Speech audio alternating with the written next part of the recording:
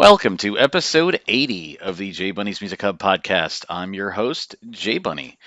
Well, for this episode, I have John Kosco back on the show, and he's joining me with his Revel at Dusk bandmates Vince Sia and Cameron Rozell to talk about Revel at Dusk. It was a great conversation with these guys, a bit noisy at times. We were at the Stanhope House, just kind of in the side room where the merch was set up, so you'll notice it's pretty noisy. Did my best to kind of cut out unnecessary noise, but we didn't really have a private place to go, but it was usable enough audio, so just decided to roll with it instead of trying to do it over. I don't think that in the grand scheme of things, this sounds too bad. So it was a great conversation with these guys. Always great to talk to John and see his band get to play. As I mentioned, I've been following him for over 20 years, and everything he does is great. I love, he's one of those really unique voices. I love the sound of his voice, and can't wait to see what this band does. So I'm going to stop babbling, and without further ado, here's Revel at Dusk. All right, what's up, everybody? It is J Bunny. I am once again back at the Stanhope House in Stanhope, New Jersey, and today I'm joined by 3 out of the 4 members of the band Revel at Dusk. What's going on, guys? How are you, man? What's up, Jason? How's it going? Thanks for swinging down. Yeah, hell yeah. So, John Kosco, Vince Sia, and Cameron Rozell. Yes, sir. John, you've been on the show before. You guys, this is a bit new. So, I've been aware of the band since the beginning because I've been following John and the stuff that John does musically for 21 years. I did the fucking math. 21 years now. So cool, and I'm very appreciative. You're old, man. I am very old, yeah. Ever since Dropbox, and we told the story on the other pod. I was telling you I just posted that to Spotify, so that's there for anybody to listen to. That podcast we did back in 2018. So, Vince, I'm familiar with you from the times that you played with Saint Caine. Yeah. You did the stuff when you guys did the stuff with WDHA. It was the two of you guys, and you filled in on guitar when there was a guitar player situation. And Cam, we talked last week. I met you when you were in Lethal Affection. That's right. A bunch of years ago. Yep. Erica's not here today. I'd never met her before last week. She was supposed to be here, but she has an Android, so she didn't get the memo. So We always bust your chops. I'm an Android guy too myself, so I can't. We love you, Erica. So I don't really know anything about her, but so last week was her first show with the band. Yes. Can you guys just tell me a bit about how the band came together, how Revel at Dusk became a band? Oh, you want to go back to the beginning in Dropbox, I guess? In the beginning. Oh, yeah. In the beginning. So, pretty crazy. Before I met John, I met my wife, and I go with my wife to a wedding, one of their friends. I guess it's a mutual friend of John. And I'm literally sitting next to John at the table. We're eating dinner, and we just get on the topic of music. I have no idea who John is, and vice versa. And we're just BSing, and we get on the topic of the evening with Godsmack. Yeah. And I'm like, man, this guy that sang with Sully, I wish he was in my band. He has such a phenomenal voice, probably one of the best voices I've heard in my life. And I know he's in the North. I want to find this guy. He goes, oh yeah, that's me. I'm like, shut up. The guy just fucking me. I'm like, all right, stop being an asshole. And he's like, no, that was me. And I'm like, well, fuck. Well, let's play some music. And we jammed a little bit because he was kind of like on a hiatus, and time went on, and I get a call one day. He's like, hey man, you want to play drums for Dropbox? And I said, oh yeah, let's do it.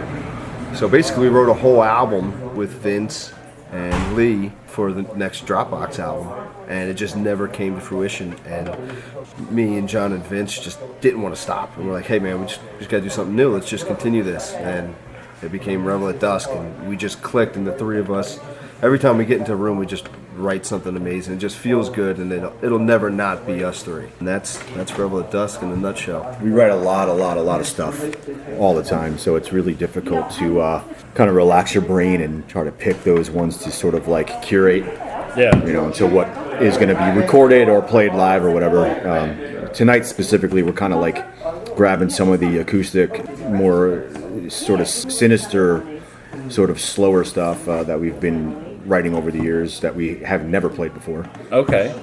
Erica, she has an amazing band, by the way. She has a band called Coma Hole, and I'll go into that later, but she couldn't be here, so we kind of threw this together so that we can play with Midnight Monarch and Jenny's band tonight. Okay. We know about all, like I said, I know about all of your bands, and I found even more shit when I was making the Spotify playlist for the last episode. There's a lot of other stuff I found that I didn't know that you had been involved in. And like I said, I know about Lethal Affection. Yep. But Vince, I don't, other than the work that you had done previously with John with Saint Caine, like what other bands were you in that people might know about? Probably nothing. I grew up in the Philippines, right? I was there until I was like 22, maybe 22. Okay. So I had my bands there, and we would play the clubs over there, and then I moved here, and actually that's how I met John. I got a tattoo from him, and he's like, I'm looking for someone a guitar player who sings harmonies, and I just raised my hand. Yep, I'm your guy. And then we just started jamming, and that was, So what brought 15 years ago. So what brought you to America from the Philippines? Family. Okay. Yeah, family. My uncle was here. He brought us over, and moved here for good. Okay. Yeah. And then Cam, I know you told me last week that you were originally from Texas, which I didn't know. How did you end up in New Jersey? Well, that's a long story. But the gist of it, basically, when I was younger, I was born and raised in Texas, but my parents split when I was young, and my mom, I moved with her, and she kind of settled in New Jersey. So I was always back and forth from New Jersey to Texas. Then when I was 16, she moved back to Texas, so my whole family's still down there. But I had a lot of friends up here, so I started a band that was Scantily Clad down in Toms River. Okay, I feel like that name rings a bell. We did a lot of the shore gigs down there. The Saint and the Pony. Okay. We did that a lot. But there was this guy, Danny Nova, that I was playing with, and we were doing like a little circuit, and we were up here in this area. And we went to see a show at the Black River Barn. It was just a little acoustic gig, and that was my wife playing before I met her. Okay. So I was actually moving to Nashville literally 2 days after that. I was like, all right, I'm going to go to Nashville, try to be a studio musician and try to make this thing work. And I walk into the Black River Barn, hanging out. I guess Danny knew my wife. Started talking. First thing she says, she comes up to me and makes fun of my boots. And then basically the rest is history, and I just never left. Okay. Now we got 3 awesome kids and stuck up here in New Jersey. Okay. All right. And so last week, again, she's not here, but last week was Erica's first show with the band. Yeah. You guys had a couple other shows before that. Did you have a bass player, or? Yeah, we had our buddy Eric Lenhart from. He was in a couple of bands. He was in Tantric, wasn't he? He was in Tantric, yeah. But he's just a fantastic player, and I've known him for so many years. And when he agreed to come in and do the record, he played bass on the first 2 singles, Fall and Lie to Yourself. And then, had more commitments with a couple other projects that he had. So we had to search out who is ultimately Erica. Okay. And so I scrolled back through Facebook. The Facebook page for the band was started in 2019. So at least from then, this has been an idea at the very least. I know that with our last conversation, your approach to music is it happens as it happens in its time, which I imagine is why there's only two singles out right now. How many songs do you guys currently have all told? Probably about 30. Okay. A lot that we're trying to do. And then what are the plans for the releases of that? Like, so far there's been 2 singles. So we're working on the next release, I would say in the next 3 months. Definitely want to do it methodically. We have a bunch recorded. We definitely want to make sure that it's being, released in a manner where, we can kind of corner the market, make sure everybody's paying attention, and Right. Put our time and effort to making something good that we feel is a great piece of work and that people will love, and give something visually as well, maybe like a video for every one of these singles. Because kind of these albums are kind of dead. Nobody's really putting out albums or EPs anymore. It's all about singles. So we would like to make that experience. Yeah. But I think collectively, once they're all done, we'll have something tangible.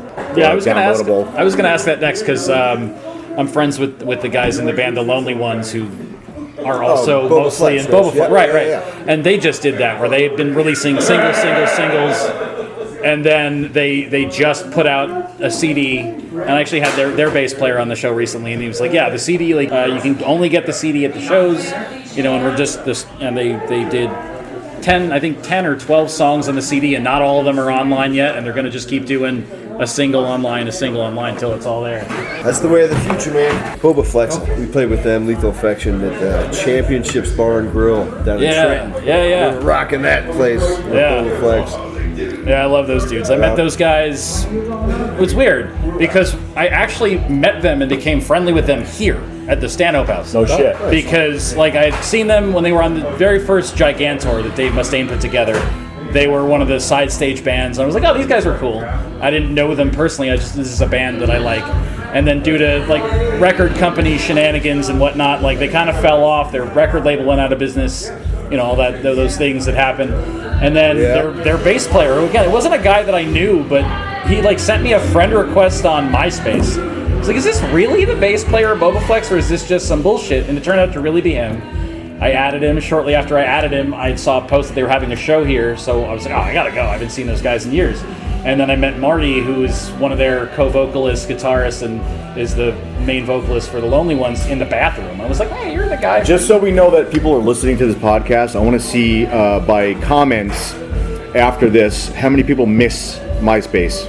All right, go ahead. Sorry. But so I met him here, and then I saw them at Dingbats, and then I've just been tight with those guys ever since. Anytime, awesome. Anytime they come through, just like anytime you come through, I try to get there. But especially so because they're from out of state, so it's like I don't get to I can't just show up at their job like I did to you the first time we did the podcast. Right. So we're gonna release singles and eventually have like a body of a CD or something to put out. For sure. Are you guys looking to continue to do this independently? Are you looking to get signed, or there's always been like some kind of like offers coming through the pipeline that really don't resonate the way you kind of need them to, but we're just going to keep doing it on our own until something comes along. We'd love to attach our name to a decent system, right? If it's so.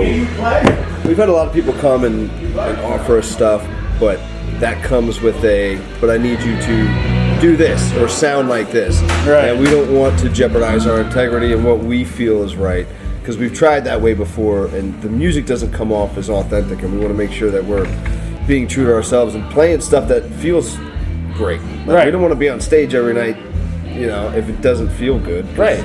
What's the fuck's the point of that? Yeah. So that's kind of where we're at. If the right person comes along with the right deal, then cool. If not, we're just going to keep trucking along and making music that feels good to us, that we know, resonates with people that like it. You could pretty much smell bullshit nowadays.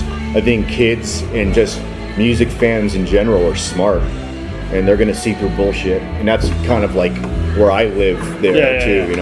Well, right. And I know that, you had the experience with Dropbox of being signed, and, again, we talked last time about how that kind of, why that ended and how that ended, and so I can imagine not wanting to have that experience again. So as far as, because I asked you with the last two bands, as far as like the name, where did you guys come up with the name, or what does it mean? So reveling at dusk, you're just kind of you want to get your crazy hat on when the fucking lights go out, when the fucking sun goes down, and that's when people start to kind of really come alive. Okay.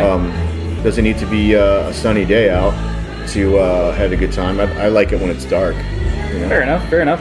And then as far as the symbolism that's on the shirts, it's because I bought a couple of shirts last week because Cameron was able to, I was like, oh, you guys don't have them my size, and then he dug to the bottom of the barrel and found the original shirts. Yeah. Those are the first prints we ever did. And so my wife wore hers today. She went out and she wore hers today, and she's like, you don't have to ask him on the show.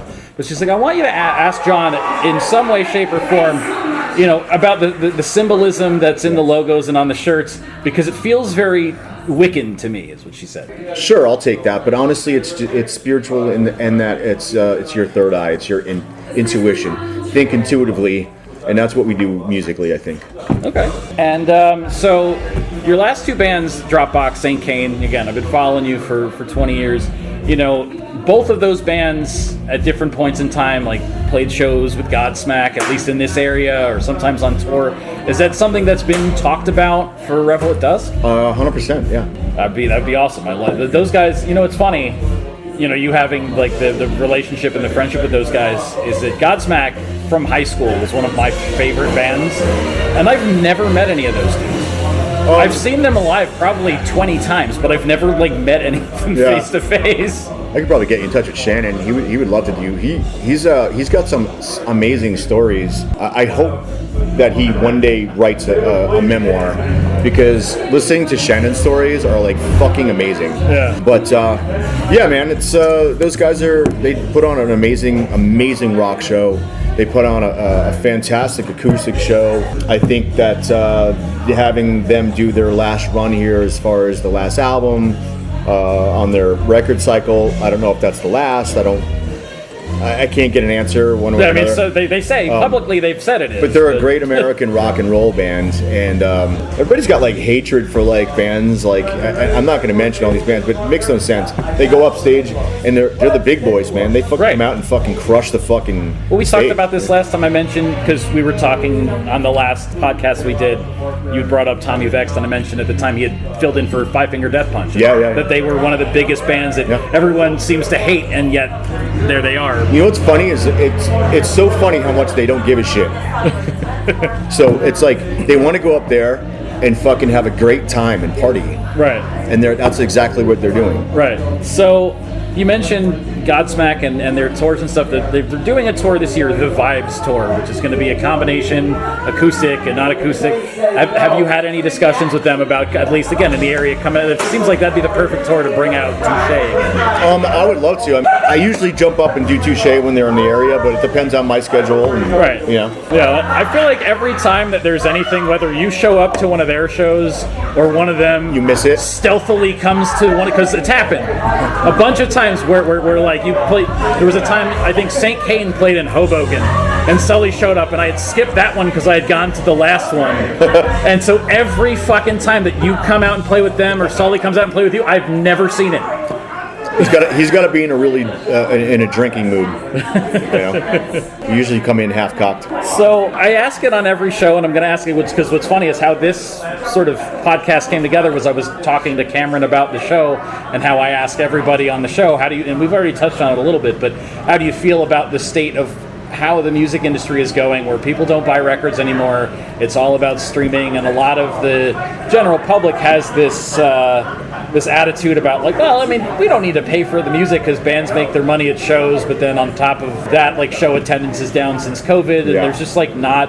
I mean, I'm not in the industry, but it seems like it's harder to make money doing this. You know, I think we're glorified merch salesmen. You know, because that's what you have to do to make the money. Yeah. Unless you get into publishing and stuff like that, where like I think I've been told that a lot of our songs could be licensed for movie, show, whatever. Right. And that's really a good thing to hear. Not quite what we're going for, but in retrospect, listening back, you're like, oh my gosh, that would be fucking great in like the next like X-Men or some shit, or whatever. But you guys, Dropbox did that with that Transformers video game. That's right. Yeah, it was the perfect like rolling riff for that big production of a video game. But I mean, labels, most of them are dicks. But there's a small handful that I think I would love to attach this band to. To your point, though, the scene is not what it used to be. Yeah. 15 years ago, like you said, people aren't coming out. The way that music's being put out, and it's great because you can get so much of it. But if you're not in front of people's faces daily with something, content, they just don't have that attention span anymore. So it's. A lot of the older bands have to adapt and try to find these new ways to stay in front of the audience. And like you said, nobody's really coming out anymore. Except tonight we had a line out the door, which is awesome. So that's great to see. I think people are, they're starting to come around and want to go back out again, especially after COVID. And, people are just they've had it. Let's go see a rock show and get drunk. So I hope that's the way of the future. We're getting back to the early 2000s style rock shows. I do believe that too. I believe that with these festivals that go on, their kids are rabid. Like fans, kids, whatever. I usually saw that on tour in the Mideast. You know what I mean? The Midwest, I should say. Central America. But now it's definitely starting to have that same respect and and want to go to a show, buy merch, and really get personal with the bands. You know. I remember I used to love going to like Ozfest and those kind of things back in the day, and having that experience of like, whatever the FYE or Best Buy, like whoever was dealing with that, and going to the artist signings and getting to meet the bands and shit, and getting to see a day full of music, and those traveling festivals, the Ozfests, the Mayhems, the Warped Tours aren't really a thing anymore. It's really moved more toward those like location festivals. I went to the Welcome to Rockville in Florida last year, and that was great. I got to see my first time seeing Pantera, and it was a great experience. Like that festival was a great experience. Yeah. It's kind of annoying I had to go to Florida to do it because there's not anything like that in like the Jersey, New York area really. Yeah. They tried to do like that same Danny Wimmer festivals had one in like the Philly area for a couple years, and then they stopped doing it for some reason. Yeah, I don't know. Yeah, that guy knows how to put on a rock show, man. That's for sure. Yeah. So you're playing acoustic tonight. You've got the 2 songs out. Like, what's next after tonight? Are there more shows? I know you said there's maybe another song come out in the next couple months. Like, what is 2024? We're gonna focus on the 2 singles right now and keep pushing those. And then we're gonna release another one within 3 months, and then I think maybe the end, maybe April, maybe May. We're gonna do a nice show. All right, that's cool. Well, I'm definitely gonna be to that. As long as May, I don't think I got anything going on. The only thing I've got definitely going on, and it sucks when there's like these weird overlaps, is that there's this big goth industrial festival in a hotel that I've gone to the last 2 years, and we've already got tickets and a room for that, so overlaps with that, I'm busy, but that's 420 weekend, so that's a month before. That's awesome. I'm trying to convince the guy that's putting that together to have those like Bud Bus weed trucks come because it's 420 weekend. Gotcha. What state is that in? It's in Jersey. It's down in Parsippany. It's called it used to be called the Dark Side of the Con, and then last year they renamed it to the Dark Force Fest. First year that I went, Orgy headlined and Combi Christ played. This year, Jesus, I'm drawing a blank on like the only band that I give a shit. Oh Lord. All right, so let me cut you off. So get us on the bill. We'll do like 6 acoustic creepy songs. There you go. Erica would love that. We can't play that without Erica. Absolutely. For sure. It's going to bother me that I can't remember the one band that I give a shit about on this lineup. I'm going to remember later. As soon as you push stop, you're going to remember it. I'll mention it in the outro. I know the guy. Well, we knew Paige from Orgy when we went out to do the Dropbox record. We went to his house and you're Stabbing Westward. Oh yeah, okay. Yeah, they're headlining this. Man, year. I used to love Stabbing Westward, man. That guy's got a cool voice, dude. Yeah, they're going to be headlining, I think, the last day of the festival this year. Okay. And so I saw them down at the Stone Pony a billion years ago. It's awesome. That's the. You know what? Stone Pony is the first and only time I saw Dropbox play. Oh my gosh! Because that wound up being the last Dropbox show. That's right. That's exactly right. You guys played with Saliva, and I found out because that was again going back to how we met. You came into ShopRite where I was working, and you're like, "Hey, we're playing this show down at Stone Pony. You want to come?" I was like, "Yeah, fuck yeah, I'll go." So we went down, and it was you guys and Saliva, and then there was like 2 local bands, Bind, who I've still kind of kept in touch with those guys and the other bands that they've done. And then there was this other band that I haven't seen or heard from since that was pretty good that opened that show called Friends of Bill Wilson. Yeah, I don't remember that, Bill. I was fucking hammered that night. So yeah, that was we went and saw, and then not too long after that, like you guys played that show, and then like I said, I think you and I talked in years since, and that wound up being the last to date the last Dropbox show. That's right. Now, before we wrap, actually, because Cameron, you had mentioned that you guys had recorded like a whole album of Dropbox stuff, and that hasn't come out. Like, is there? I know that last time you and I talked, it was like you still keep in touch with Lee, you still keep in touch with John Evil. Or you did at the time at least, and you said, these things will happen in their own time. So is there the potential to be more Dropbox, more Saint Caine in the future? I doubt it. Fair enough.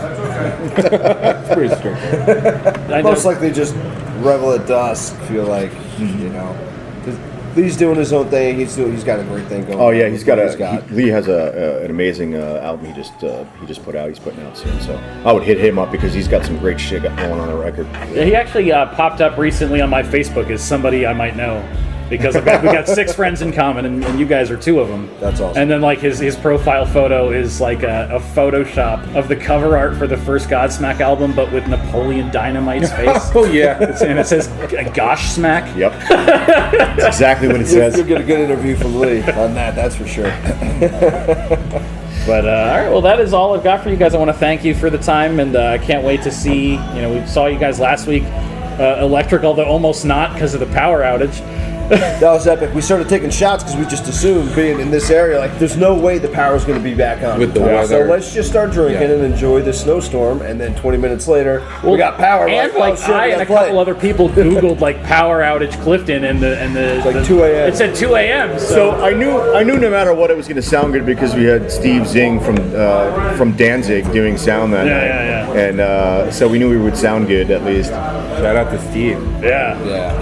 Yeah, he's been working there a few years now, right? Yeah. But so we saw you guys last night actually plugged in, although the power went out and then it came back, and now you're acoustic. Can't wait. Like I said, I've told you time and time again, man. I think that I enjoy everything you do, and I try to support it. I can't tell you how much I appreciate that, man. And like I said, I found a lot of cool shit, and it'll probably some of it'll end up on this Spotify playlist. But I found a lot of cool shit after our last conversation. I was like, I didn't know John did this. I forgot I did most of that stuff. Well, it was stuff with Dan Lorenzo Dan from Lorenzo, yeah. Patriarchs in Black. I sang a bunch of songs. I found one of those songs on Spotify the other day. I was like, and at first I was like, this doesn't even sound like John, but it says it's John. Then I watched the video. I was like, it is John. Yeah, it's John Kelly, and there's a bunch of fucking great musicians that Dan Lorenzo puts on those records, and so yeah, shout out to Dan. Yeah, I saw his band Vessel of Light play. It was like I think it was like right before COVID. They played in Olives. Yeah, that's right. Nyack or something. But We appreciate you, Jason. Yeah, we appreciate it, man. Hell yeah. Appreciate everything. Thanks a lot, guys.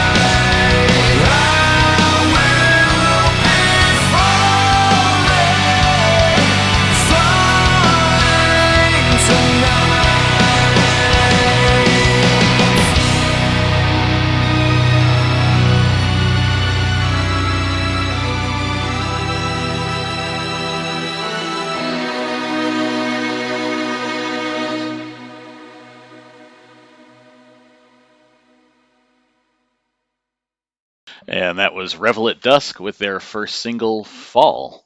I want to thank John, Vince, and Cameron for being on the show. Hopefully, we can get Erica on the show at some point when she is available. If you want to follow those guys on social media, you can follow the band Revel at Dusk both on Facebook and Instagram at Revel at Dusk. Pretty simple. You can also follow J Bunny's Music Hub on Facebook, Twitter, Instagram, Patreon, that TikTok that's still sitting there. I really do need to find time to do something with that. Been recording when I'm doing the podcasts remotely. I have been recording video now that I have a camera, so really should do something with that TikTok. But that's there. I think there's one video on there right now. And then don't forget, guys, also, if you believe in supporting music the way I do by buying it, then you can follow Industry Embers on Facebook and Twitter, and make sure to tweet or post your music purchases with the hashtag BuyMusic, B-U-Y, or it's BuyMusic, that's B-Y-E. So as for what is next for the podcast, I'm really going to try to got an episode done early this year. I want to keep the momentum rolling and see what else we can get going. I'm going to reach back out to some people that have expressed interest in the show to see when they're available to be on, so we can get some more content going for you. I'm going to try to see.